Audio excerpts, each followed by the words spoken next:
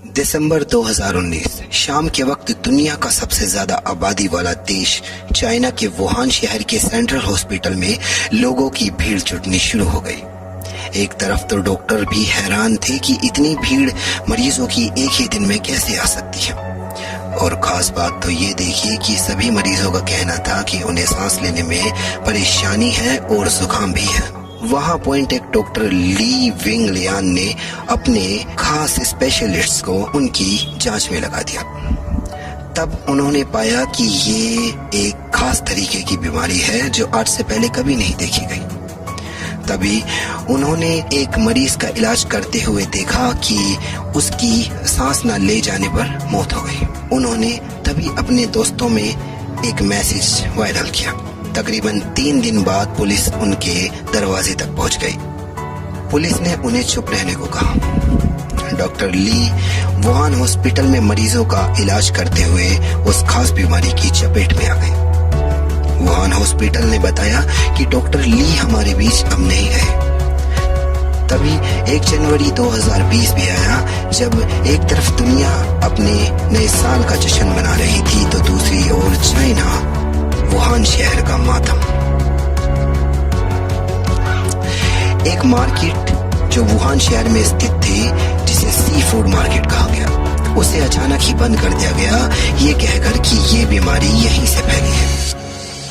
लेकिन बाद में पाया गया कि ये स्ट्रेन चमगादड़ों से फैला है, क्योंकि वो सी फूड मार्केट थी जहां चमगादड़ और इन सब अन्य जानवर जीवों का मांस बेचा और फरोख्त किया जाता था। नया साल बीतते बीतते ये बीमारी दूसरे देशों में भी जा पहुंची।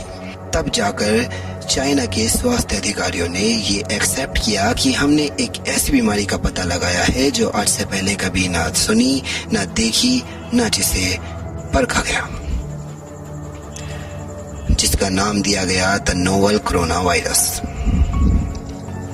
फिर इसका पहला मामला थाईलैंड में रिपोर्ट किया गया। पता चला कि ये बीमारी दूसरे देशों में भी पहुंच चुकी है। पहले थाईलैंड, फिर जापान, इटली, ब्रिटेन, फ्रांस और एक के बाद एक देश इसकी चपेट में आते गए। फरवरी आते आते WHO ने इसे ऑफिशियली महामारी घोषित कर दिया। जब दुनिया में WHO ने इसे महामारी घोषित किया, तब दूसरे देशों ने इसे हल्के में ले लिया, पर इसका खामियाजा तो भुगतना था। फिर लॉकडाउनों की शुरुआत होने लगी। एक तरफ जहां दुनिया में लॉकडाउन की शुरुआत हो चुकी थी, दूसरी ओर हमारे देश में भी कोरोना के मामले देखे जाने लगे। हमारे देश में हमारी सरकारों ने इस पर पहले तो ध्यान नहीं दिया, फिर मार्च आते आते हमारे देश में भी लॉकडाउन हुआ। दिहाड़ी मजदूरों का भी बुरा हाल था। ये वो साल था जब लोग पैदल ही 100 किलोमीटर दूर अपने गांव की ओर पैदल चलने लगे, जिसमें काफी लोगों ने अपनी जानें गंवाई। पहले तो इसका एपिसेंटर इटली बना रहा, फिर खबर आई कि अब इसका एपिसेंटर अमेरिका बन चुका है। अमेरिका में तो कोरोना ने इतनी तबाही मचाई कि लाशों का गिनना भी मुश्किल हो गया। सितंबर आते आते कोरोना का पीक कम तो होने लगा और लॉकडाउन भी खोले जाने लगे, पर कोई नहीं जानता था कि ये बहुत घातक रूप लेने वाला है।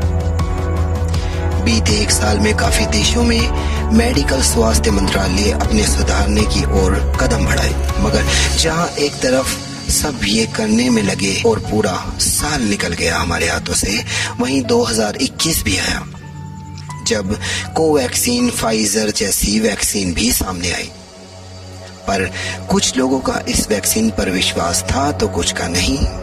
पर जहां लोग कोरोना को कम समझ रहे थे, असल में कोरोना कम नहीं हुआ था, बल्कि वो तो अपने आप को अपडेट कर रहा था।